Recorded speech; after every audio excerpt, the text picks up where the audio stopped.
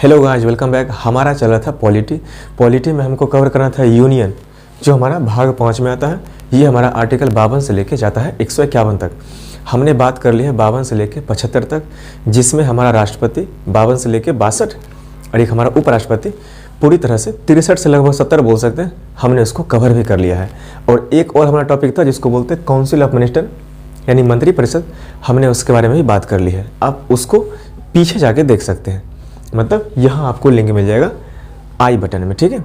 दूसरी बात, मुझे एक करना है करेक्शन। मैंने इससे पहले एक बात बोल दी थी, ठीक है। जो हमारे हैं ना रेलवे के कैबिनेट मंत्री, वो है पीयूष गोयल साहब। वो बेसिकली अब चेंज हो चुके हैं, जुलाई 2021 में वो हट गए हैं। अब फिलहाल जो हमारे अभी करंट के रेलवे मिनिस्टर है ना, वो है आश्विन वैष्णव उनका नाम है, ठीक है। तो उसको मैंने उस वीडियो में नीचे कमेंट में पिन भी कर दिया है, आप वहाँ पर जाके इसको करेक्शन को देख सकते हैं बेसिकली, ठीक है। चलिए, अब जो हमारा है ना मंत्री परिषद, हम इसी को थोड़ा सा और आगे बढ़ाएंगे। एक रिकमेंडेशन ये है, जिनको इनके बारे में पता नहीं है ना, इसके बारे में काउंसिल ऑफ मिनिस्टर, ये सेशन उसको पल्ले पड़ेगा नहीं, ठीक है। तो मुझे उम्मीद है पहले इसके बारे में, इससे पहले का सेशन आप देख लीजिए, उसके बाद आपको सारी बातें समझ में आ जाएंगी, ठीक है।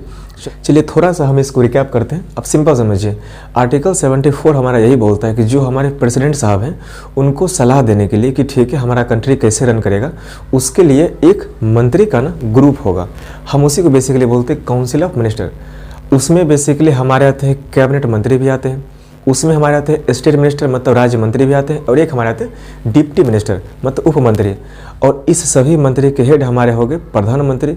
वो सभी ग्रुप हमारा क्या कहलाता है, मंत्री परिषद। इसका काम सिर्फ इतना ही है कि ठीक है देश का जितना भी है ना विभाग, जो हमारा एक अलग अलग काम है कंट्री के लिए, लगभग 51 आता है, वो सब अपना डिसाइड कर लेगा और फिर जाके भेजेगा प्रेसिडेंट साहब के पास।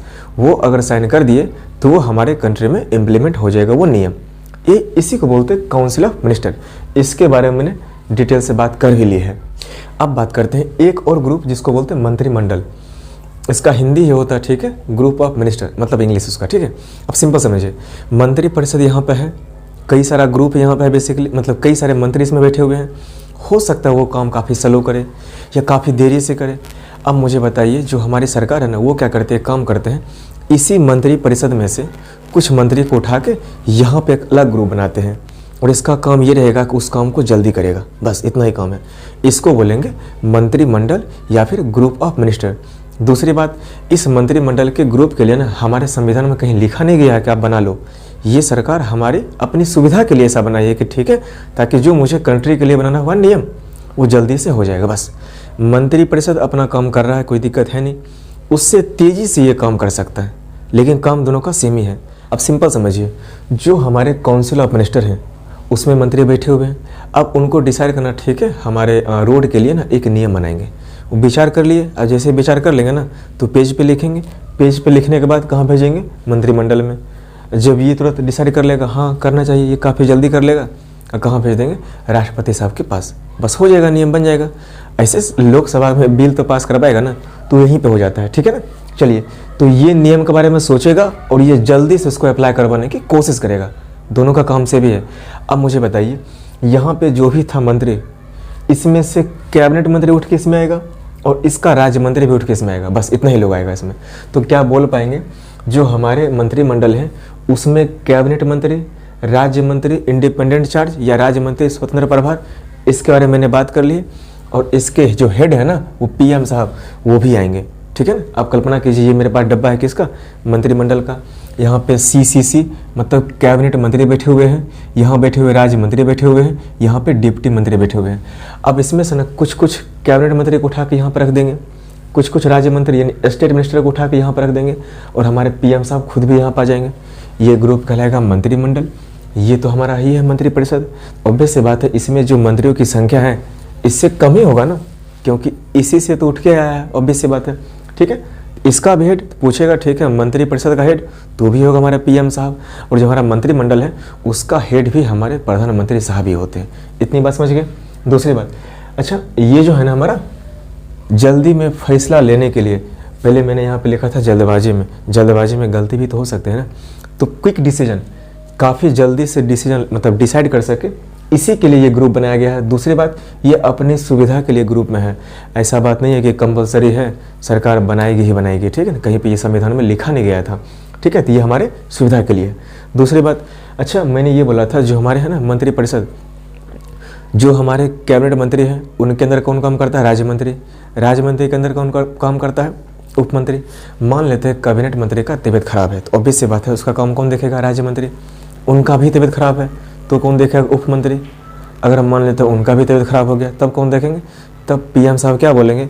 तुम तीनों से काम हो नहीं रहा है, जो तुम्हारा विभाग है ना, लाओ वो काम हम ही देख लेते हैं, ठीक है। तो वही मैंने लिखा, अगर मान लेते हैं कैबिनेट, या यहाँ पे लिखें कैबिनेट मंत्री, राज्य मंत्री और उप मंत्री, अगर सभी एक ही साथ खत्म हो जाए, मर नहीं जाए, मतलब सिर्फ बीमार पड़ जाए या फिर काम करने के लायक नहीं रहे, तो वो उसका जो मंत्रालय है ना, अब वो चला जाएगा पीएम के पास, अब वो खुद ही देख लेंगे, ठीक है ना।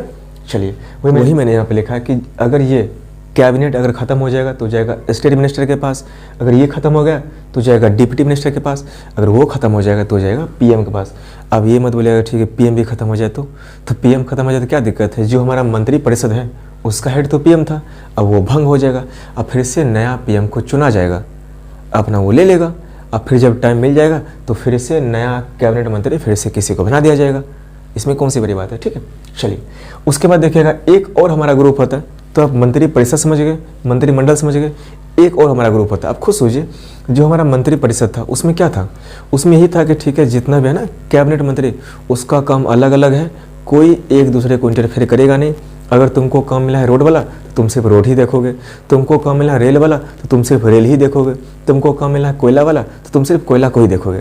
अब मान लेते हैं एक ग्रुप ऐसा बनाते हैं जिसका काम रहेगा ठीक है हम हर एक चीज़ का डिसीजन खुद से ले सकते हैं।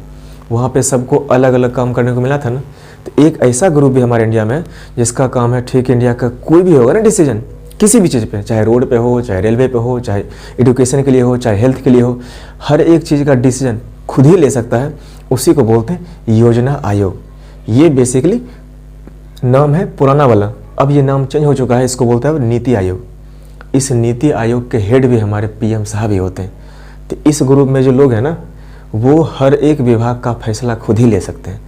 अब ऑब्वियस सी बात है, इसका मतलब इसके पास काफ़ी ज़्यादा पावर है ना, इसलिए जो है ना के स्वामीनाथन इस ग्रुप को बोला था सुपर कैबिनेट।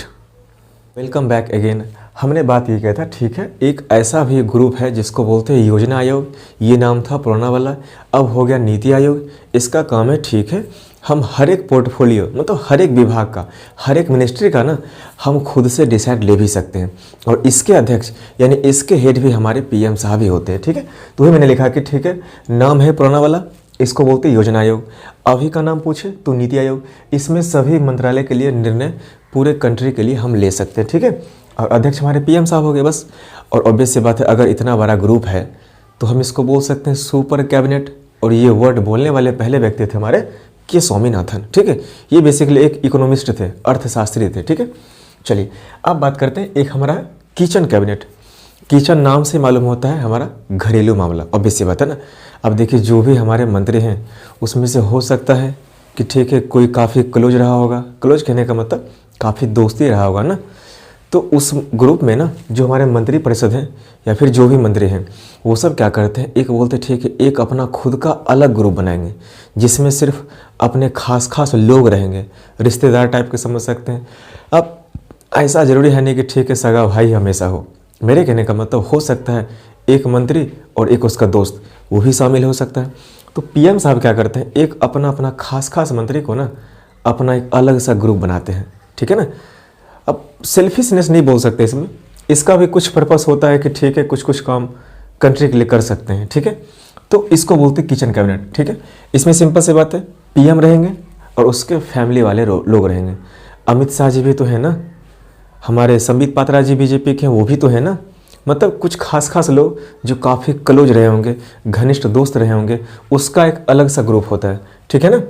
अब इसमें सिंपल से बात है घरेलू बातचीत होती है, वो अपना कुछ पर्सनल बातें शेयर कर सकता है कि ठीक है तुम्हारा कैसे काम चल रहा है, हमारा कैसे काम चल रहा है, मेरे लिए ये काम कर दो, तुम्हारे लिए हम ये काम कर देते हैं। इस ढंग का उसमें बेसिकली मामला चलता है। और इसमें ऑब्वियस सी बात है अगर कुछ खासी लोग हैं तो हो सकता है उसको कुछ ना कुछ फ़ायदा भी मिले। तो आपको पता होगा जो हमारे संबित पात्रा जी हैं ना ONGC के डायरेक्टर हैं, ONGC हमारा basically oil and natural gas corporation, इसका काम है, ठीक है, चाहे कंट्री के बाहर हो चाहे हमारे कंट्री में ही हो, जगह जगह पे जाके खुदाई करता है और वहाँ पे हमारा पेट्रोल निकालने का काम इसका है, ठीक है। ये हमारी सरकारी कंपनी है। तो इसका डायरेक्टर भी हमारे संबित पात्रा जी हैं। उसके बाद देखिएगा जय शाह, अमित शाह जी हैं जो हमारे होम मिनिस्टर हैं ना, उनके बेटे का नाम है जय शाह। वो BCCI जो हमारा क्रिकेट बोर्ड है ना, उसका चेयरमैन है, ठीक है। तो ऑब्वियस सी बात है, इसमें कुछ अपने खास लोग और इसको कहीं ना कहीं प्रेफरेंस मिलता है किसी काम में, ठीक है। तो इसको संविधान पे काला धब्बा भी कहा जा सकता है। काला मत लिखिए, ठीक है, इससे थोड़ा सा कहीं ना कहीं रंग भेद का मामला जम जाता है ना। अब सिंपल समझिए, ये कहीं ना कहीं संविधान पे धब्बा के बराबर है।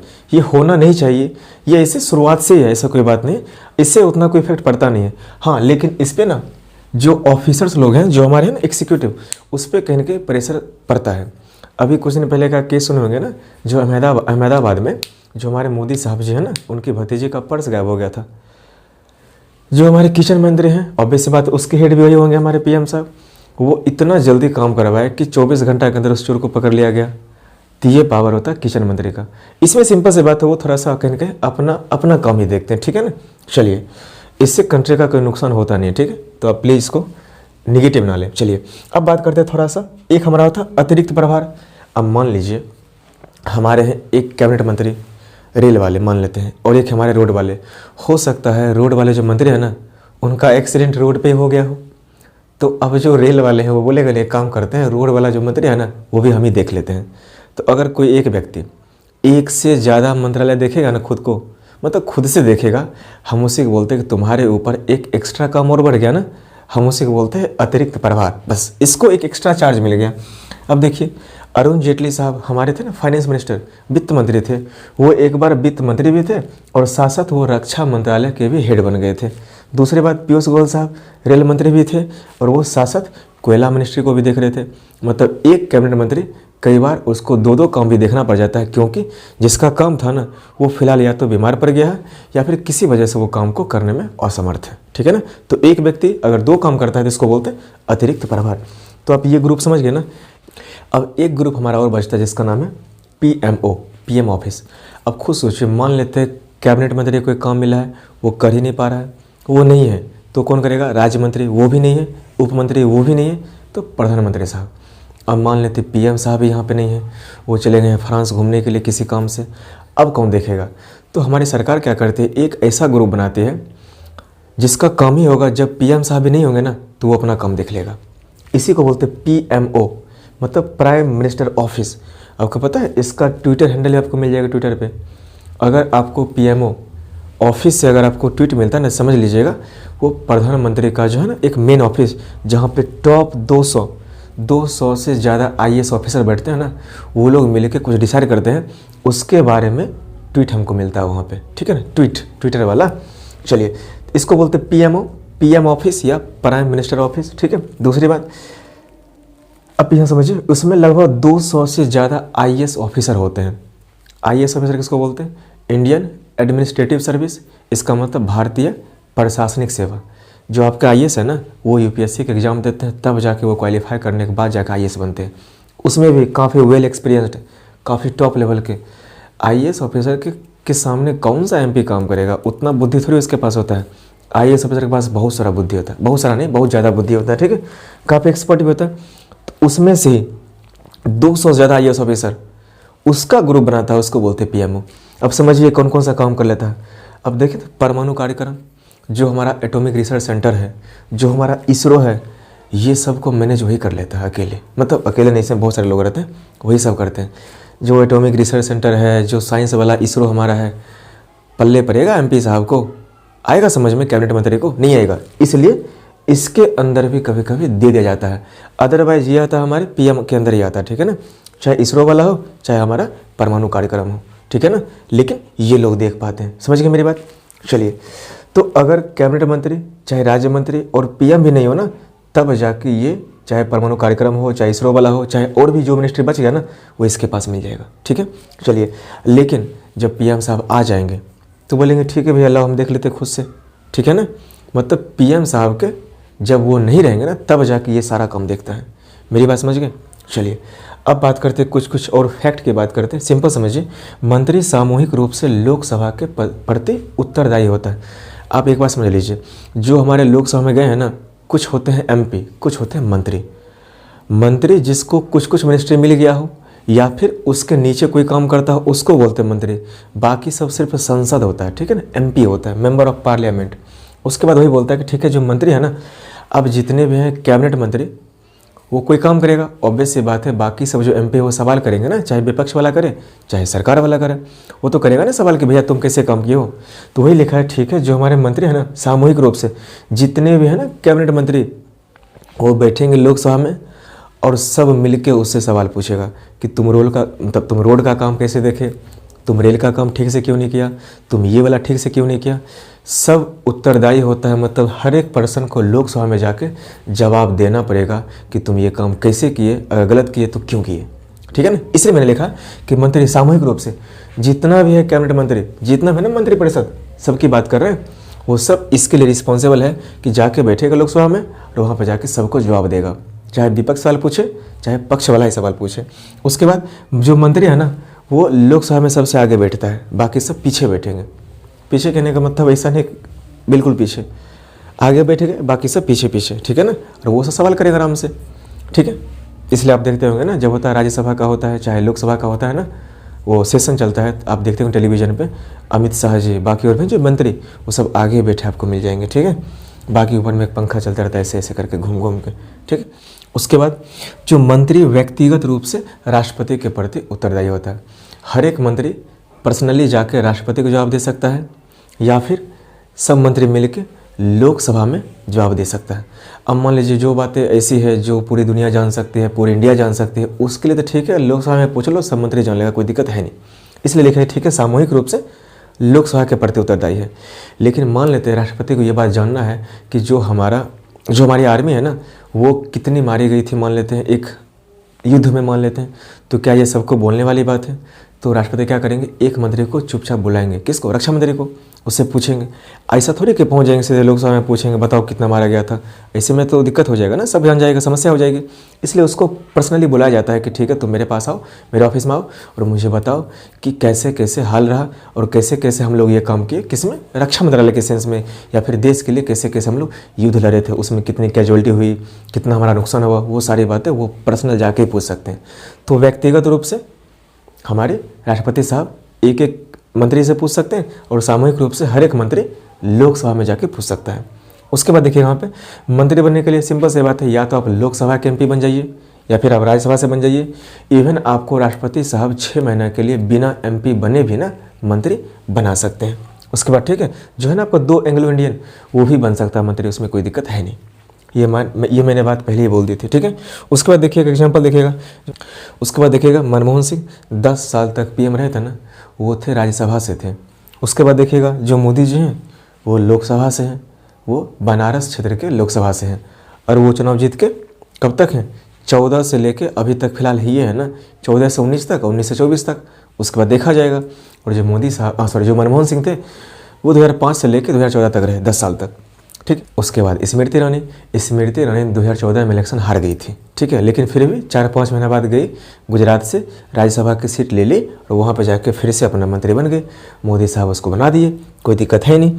और पीएम का अगर डेथ हो जाता है ना, अब बताइए पीएम अगर मर जाते हैं, मर जाना कितना अजीब वर्ड लगता है ना, मर जाते हैं, उनका देहांत हो जाता है, तो चाहे मंत्रिपरिषद उसके हेड यही थे, मंत्रिमंडल वहाँ के भी हेड यही थे, सुपर कैबिनेट मतलब योजना आयोग चाहे नीति आयोग उसके हेड भी वही थे ना। तो अगर पीएम साहब ही नहीं रहे तो सिर्फ ये सब ग्रुप भंग हो जाएगा। ऐसा नहीं कि दोबारा चुनाव होगा, अब जिसकी बहुमत थी वो अपना फिर से एक चुन लेगा पीएम, कोई दिक्कत है नहीं। तो पीएम के डेथ के बाद, पीएम के देहांत के बाद चाहे मंत्रिपरिषद हो मंत्रिमंडल हो, ये सब भंग हो जाएगा, चुनाव दोबारा नहीं होगा, ठीक है। अपना बहुमत है, एक खुद से अपना पीएम चुन लो और देश को चलने दो, क्योंकि चुनाव करने में ना बहुत सारा पैसा खर्च होता है, इसलिए सरकार नहीं चाहती कैसा ऐसा हो।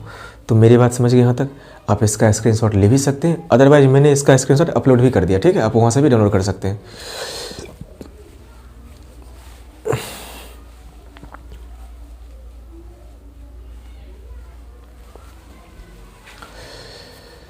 मुझे उम्मीद है मेरी बात आप समझ गए होंगे। Thank you so much and please keep supporting. Good night.